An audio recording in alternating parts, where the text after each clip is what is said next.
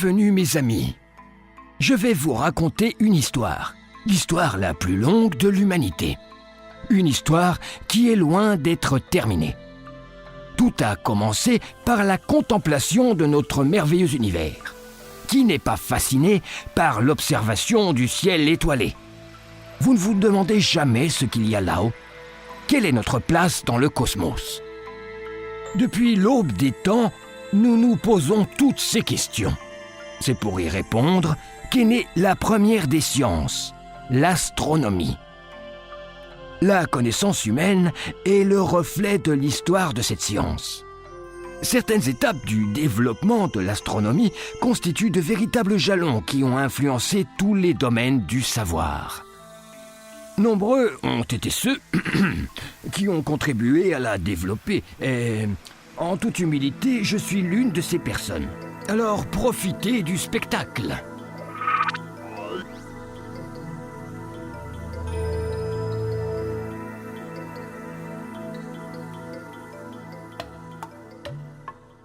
À l'époque préhistorique, nos ancêtres contemplaient le lever et le coucher du soleil qui apparaissaient à l'horizon comme une goutte de liquide au milieu de magnifiques nuages rouges.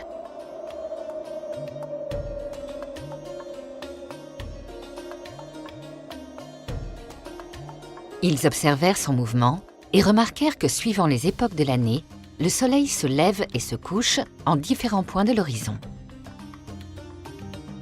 Au printemps, il se lève à l'est et se couche à l'ouest.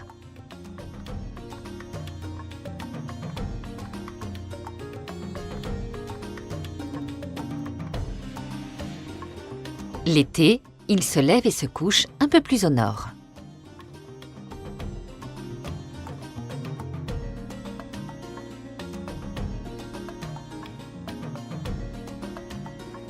En automne, à nouveau, il se lève à l'est et se couche à l'ouest.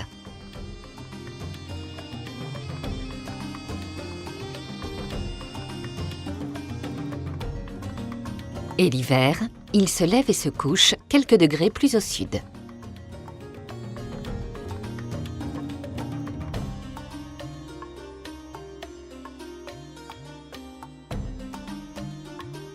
Pour enregistrer ces mouvements, ils construisirent des observatoires qui restent aujourd'hui des monuments extraordinaires, comme celui de Stonehenge en Grande-Bretagne.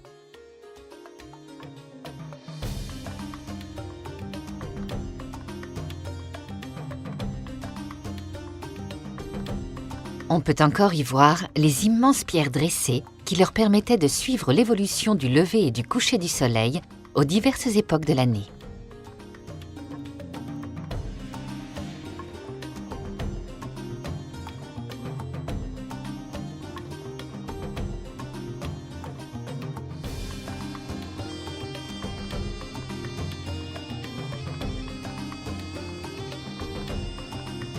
Au Pérou, l'Intihuatana, à Machu Picchu, est une structure monolithique utilisée jadis pour prévoir ou déterminer les solstices et les équinoxes, c'est-à-dire les saisons et par conséquent les époques des semailles et des moissons.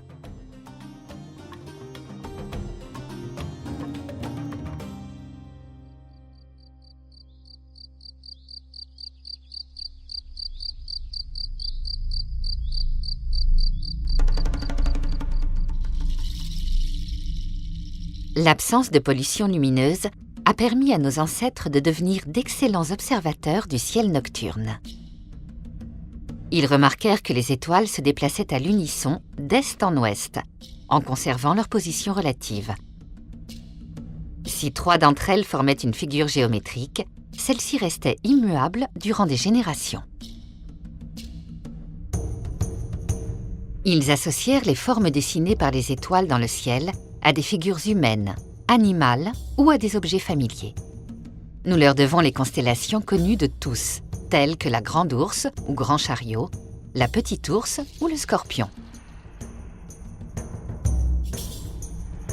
Pour mémoriser ces images, ils inventèrent des histoires fantastiques.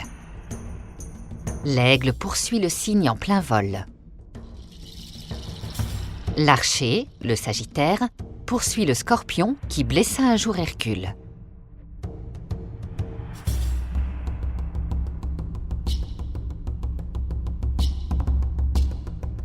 Mais le ciel n'était pas seulement une source d'histoire imaginaire.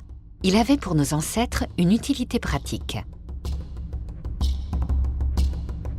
Ils avaient remarqué, par exemple, que l'étoile la plus lumineuse de la Petite Ourse reste à la même place toute la nuit. Ils l'utilisèrent donc comme point de repère pour s'orienter. Nous l'appelons aujourd'hui Polaris, ou étoile polaire, parce qu'elle nous indique toujours le pôle Nord.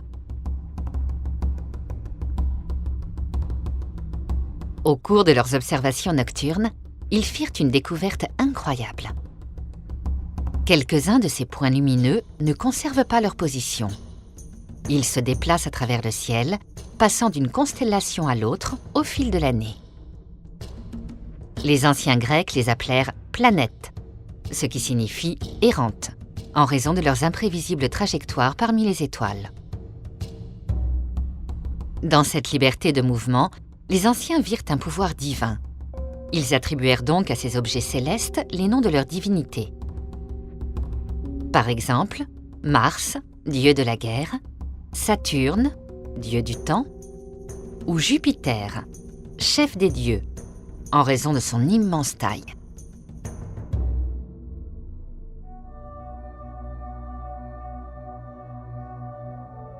La plupart des cultures anciennes pensaient que le ciel était une voûte de cristal sur laquelle était posé les corps célestes.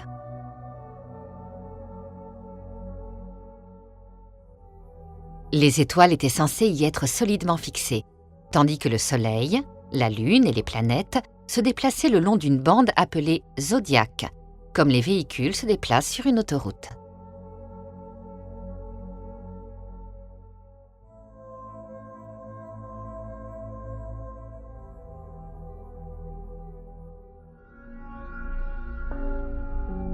Le Soleil conserve sa position sur la ligne centrale de cette bande, alors que la Lune et les planètes se déplacent tantôt au-dessus, tantôt au-dessous. Outre ce mouvement sinueux, il arrive que les planètes effectuent un étrange demi-tour et avancent dans la direction opposée. De nombreux penseurs se sont creusés la cervelle pour trouver la cause de ce phénomène étrange, jusqu'à ce que les astronomes grecs trouvent enfin une interprétation ingénieuse.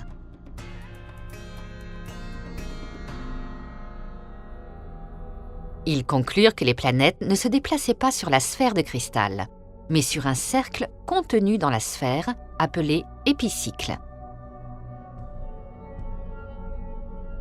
Les planètes se trouvent ainsi parfois hors de la sphère, se déplaçant dans le même sens que les étoiles, et parfois à l'intérieur de celle-ci, se déplaçant en sens contraire. La théorie géocentrique des épicycles était si complète qu'elle permettait de calculer à l'avance la position des planètes à toute époque de l'année.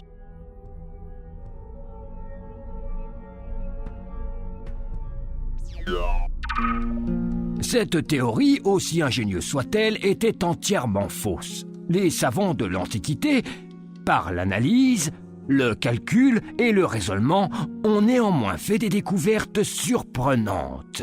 Par exemple, au IIIe siècle avant notre ère, Ératosthène réussit à mesurer avec une certaine exactitude le diamètre de la Terre, sans aucun moyen technologique, et cela sans sortir même d'Égypte. Il y est parvenu en mesurant l'ombre d'un piquet planté dans le sol à Alexandrie, sachant qu'exactement à la même heure, dans une ville plus au sud, aucune ombre n'était projetée par le même piquet. Ah, qui ne souhaiterait pas être aussi intelligent que cet homme ?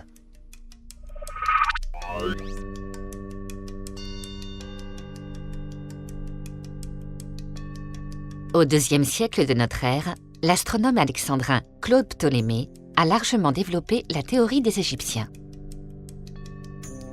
Le système ptolémaïque était si complexe que seules quelques personnes au monde le comprenaient entièrement. Malgré cela, l'Église catholique en a fait un dogme, largement accepté pendant plus de 1000 ans. Durant cette période, la connaissance scientifique en Europe fit peu de progrès.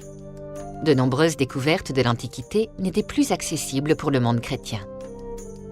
Les connaissances astronomiques des anciens babyloniens, égyptiens et grecs furent recueillis par les Arabes qui inventèrent des instruments, comme l'astrolabe.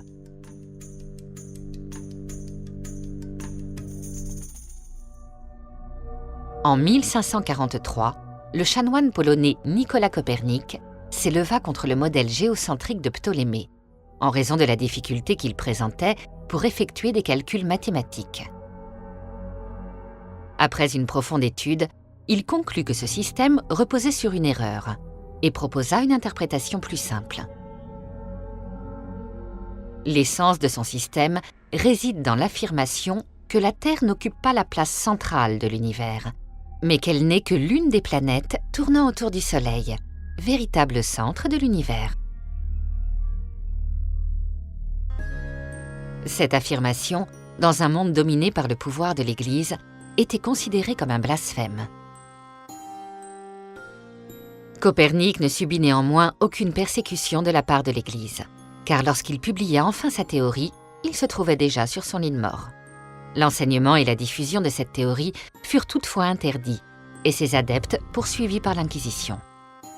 En 1582, l'Église, l'un des principaux opposants de cette théorie, réalisa pourtant la réforme grégorienne du calendrier à partir de calculs fondés sur ce système.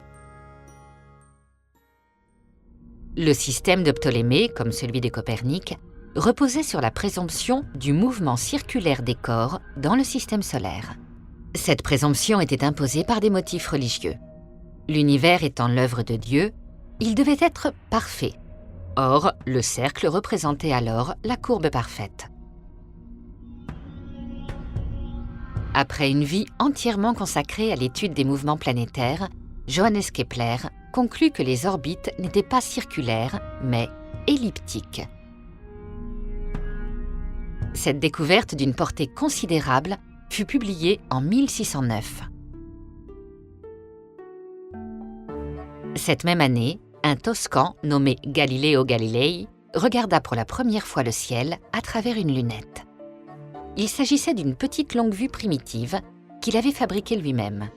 Un jouet comparé aux instruments actuellement utilisés dans nos observatoires. Cette lunette lui permit toutefois de faire d'étonnantes découvertes.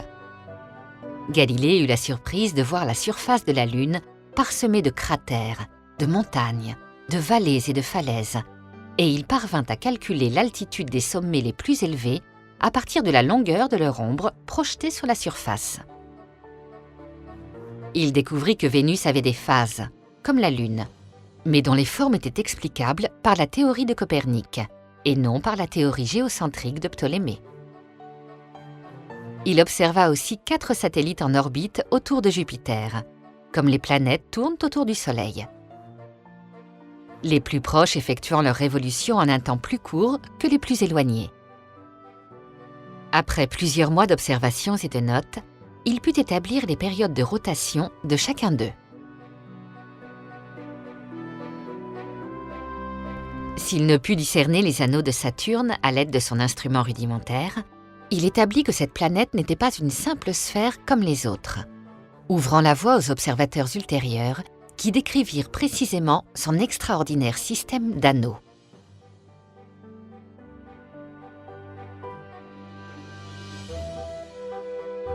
Il découvrit des taches sombres à la surface du Soleil et démontra par des arguments logiques ou fondés sur l'observation qu'elles n'étaient ni une illusion d'optique, ni des corps étrangers passant devant le disque solaire, mais de véritables taches à sa surface, réfutant le postulat aristotélicien, affirmant que les corps célestes étaient immaculés.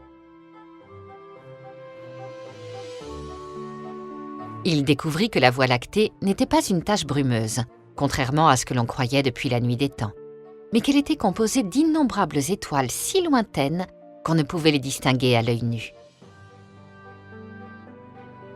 Ces découvertes encouragèrent de nombreux observateurs à fabriquer leurs propres instruments, inaugurant une ère de perfectionnement de la lunette et l'émergence d'une remarquable génération d'observateurs du ciel. En un rien de temps, ils conçurent des instruments si puissants qu'ils permirent de cartographier très précisément la Lune, de découvrir des satellites autour de Saturne et de percevoir des détails tels que la séparation de ses anneaux.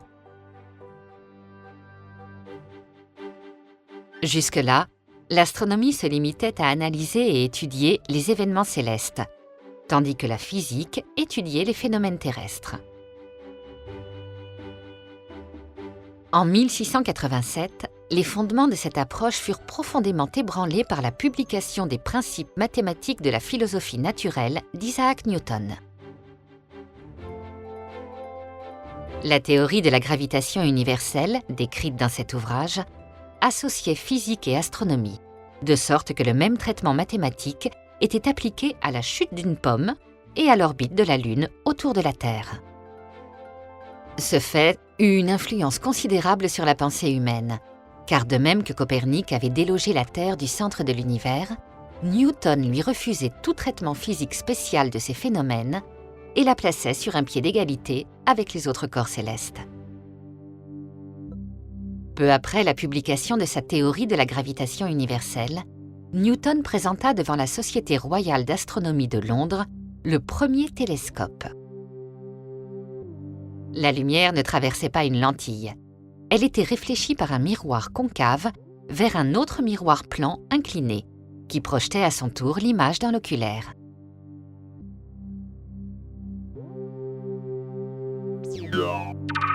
Cette avancée était très importante dans la mesure où elle permit de fabriquer progressivement des télescopes plus grands et plus efficaces. L'étude du ciel n'était pas seulement motivée par le désir d'accroître les connaissances. Elle avait aussi des raisons pratiques.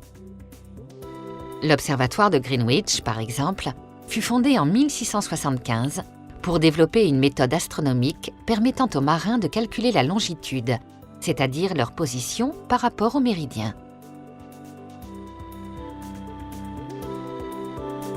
La latitude, position relative à l'équateur, était plus simple à déterminer à partir de la hauteur de l'étoile polaire.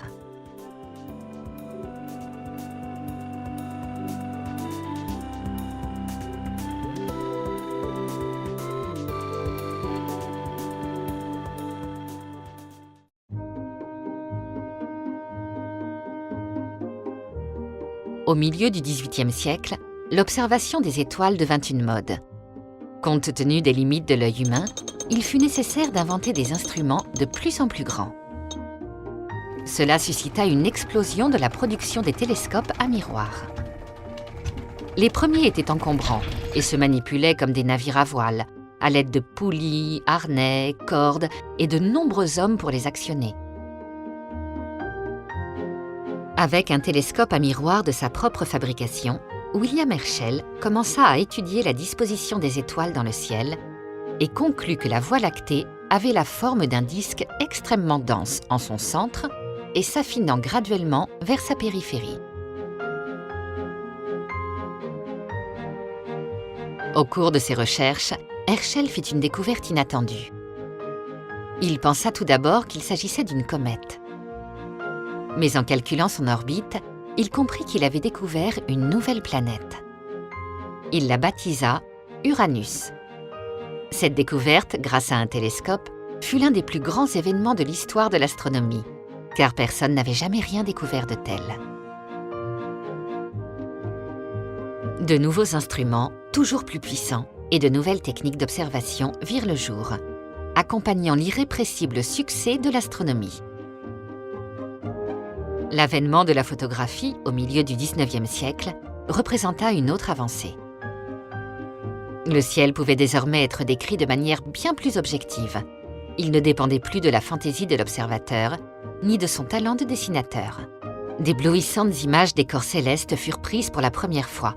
Et plus important, l'invention de nouvelles techniques photographiques conduisit à la découverte de nouveaux astres, des comètes et des astéroïdes. Le spectroscope fut inventé. Il permet de connaître à distance la composition chimique des corps célestes, les atomes de chaque élément absorbant des fréquences déterminées du spectre électromagnétique.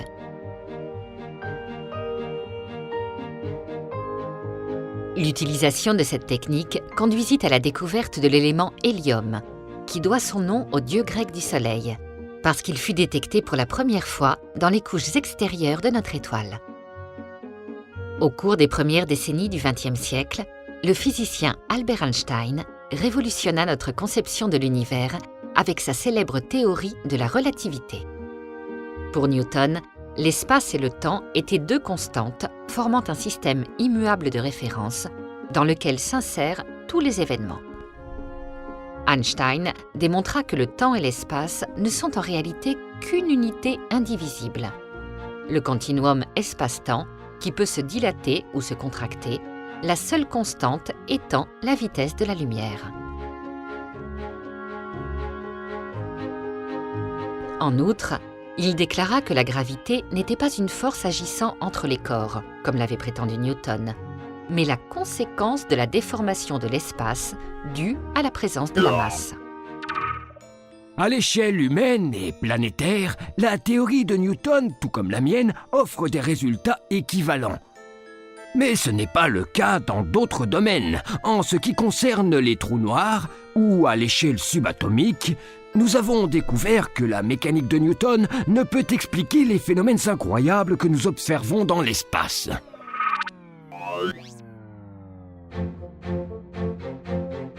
En 1917, dans un endroit appelé Mont Wilson, en Californie, qui bénéficie d'une faible pollution lumineuse et d'un ciel dégagé la majeure partie de l'année, fut installé un très grand télescope d'un diamètre de 2,5 mètres. 2 ans plus tard, Edwin Hubble, observateur sérieux et rigoureux, vint y travailler. Il se lança dans une étude approfondie des nébuleuses lointaines. Après avoir effectué une classification que nous utilisons encore et calculé la distance de certaines d'entre elles, il confirma une ancienne intuition. Certaines nébuleuses sont en fait des univers-îles, des groupes d'étoiles ou de galaxies semblables à notre Voie lactée, situés à des distances immenses. Edwin Hubble nous fit ainsi passer de la conception d'un univers essentiellement composé d'étoiles à un univers constitué de galaxies. Par l'application de techniques spectroscopiques, il déduisit que les galaxies s'éloignaient les unes des autres. En d'autres termes, que l'univers est en expansion. C'est cette conclusion qui est à l'origine de la conception actuelle de la naissance de l'univers. Si l'univers est en expansion, il nous suffit de reculer dans le temps pour le voir se contracter jusqu'à n'être rien de plus qu'un minuscule point. Ce point est le début de toute chose, le Big Bang, le moment où sont nés l'espace et le temps.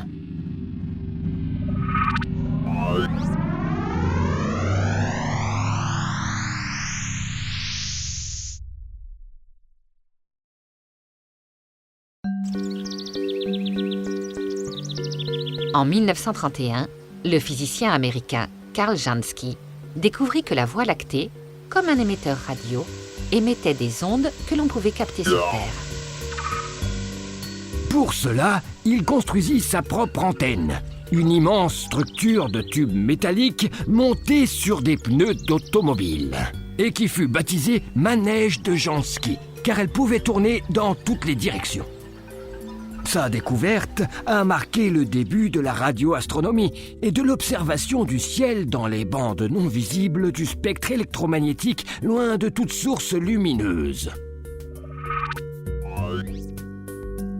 Nous pouvons aujourd'hui voir l'univers, capter ses ondes radio, mais aussi l'étudier au moyen de l'astronomie infrarouge, en percevant le rayonnement X émis par les corps célestes, en mesurant leur rayonnement ultraviolet et en détectant les rayons gamma de très haute énergie. Ces nouvelles fenêtres sur l'univers nous ont permis de découvrir d'étranges objets et des phénomènes cosmiques qui seraient autrement passés inaperçus. Aujourd'hui, par exemple, nous pouvons entendre l'explosion du Big Bang, aussi appelé fond diffus cosmologique, écho des premiers instants de l'univers, ou détecter les quasars, sources radio très lointaines, capables de produire l'énergie équivalente à celle d'1 milliard de soleils. Nous pouvons observer les pulsars, immenses toupies de la taille d'une planète, qui tournent à la vitesse vertigineuse de 500 tours par seconde et émettent des radiations intermittentes comme le faisceau d'un phare. Tous les pulsars ne sont pas détectables, bien sûr. Nous ne connaissons que ceux qui émettent leur lumière dans notre direction. Nous avons également localisé des trous noirs, dont les gigantesques champs gravitationnels aspirent tout ce qu'ils trouvent sur leur passage, y compris la lumière, raison pour laquelle nous ne pouvons pas les voir. Et nous avons découvert des planètes en orbite autour d'étoiles lointaines qui constituent peut-être des systèmes solaires semblables aux nôtres. Nous disposons actuellement de télescopes de grande taille, comme le Grand Télescope des Canaries, équivalent à un miroir de plus de 10 mètres de diamètre.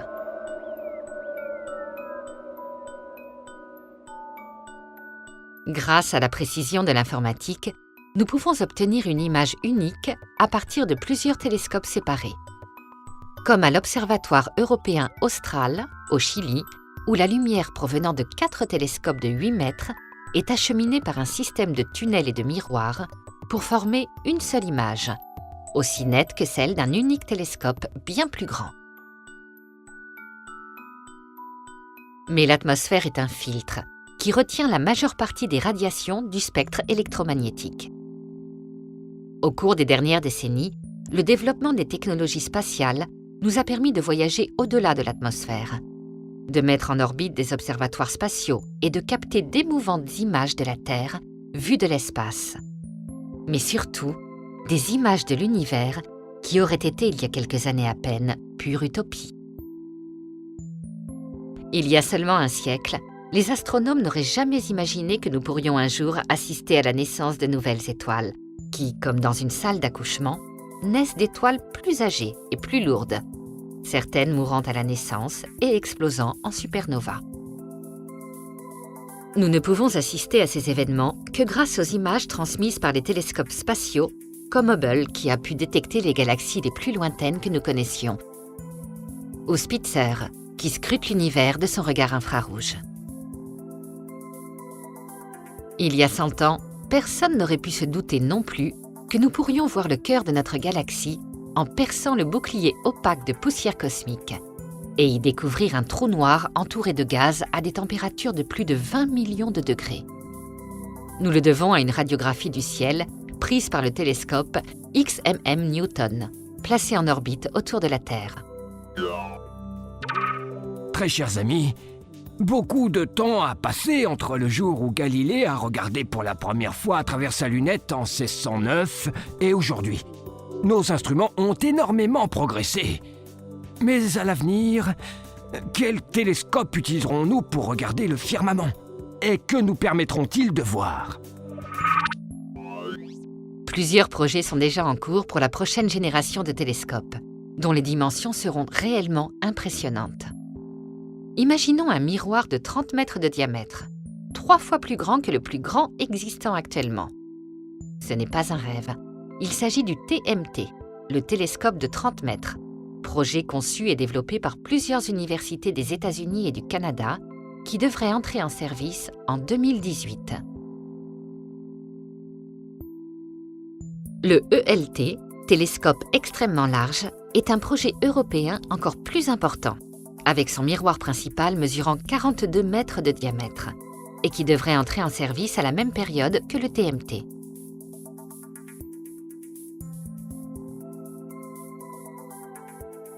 Et ce n'est pas tout. Un télescope encore plus grand est actuellement en projet.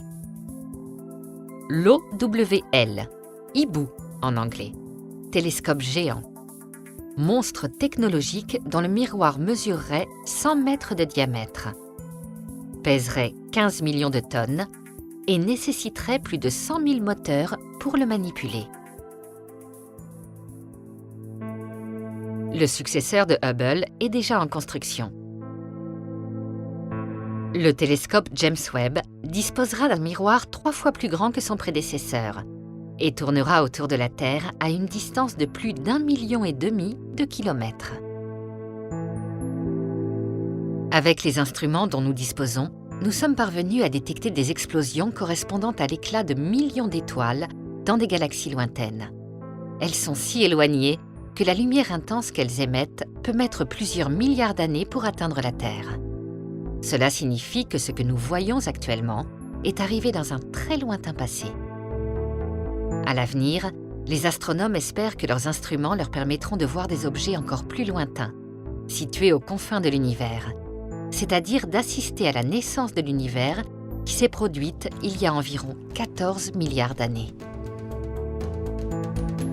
Ils espèrent aussi, bien sûr, observer en détail des événements se produisant sur les planètes d'autres soleils, dont nous ne connaissons pour le moment l'existence qu'indirectement.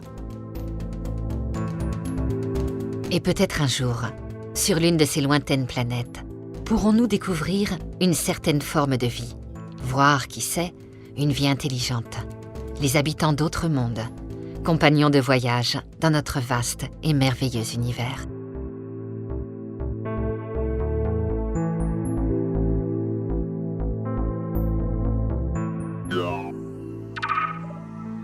Comme vous l'avez vu, et je suis sûr que vous serez d'accord, l'astronomie a parcouru un long chemin au cours de son histoire. Mais il reste beaucoup à découvrir. Elle utilise des méthodes scientifiques pour acquérir des connaissances et développer des théories qui peuvent être réfutées et remplacées par d'autres en offrant une plus vaste portée descriptive et plus de précision dans leurs prédictions. Beaucoup de gens confondent encore astronomie et astrologie. L'astrologie n'est pas une science. Avec ses soi-disant prophéties et ses horoscopes, elle n'est qu'un ensemble de croyances et de superstitions infondées. Elle nous renvoie à un univers irréel, habité par des forces mystérieuses et inquiétantes, supposées influer sur notre caractère et notre destin, et ignore la majorité des contributions scientifiques de ces 3 derniers siècles. Ne vous laissez pas tromper, mes amis. Gardez l'esprit critique. Et n'oubliez pas, l'histoire continuera tant que vous regarderez les étoiles.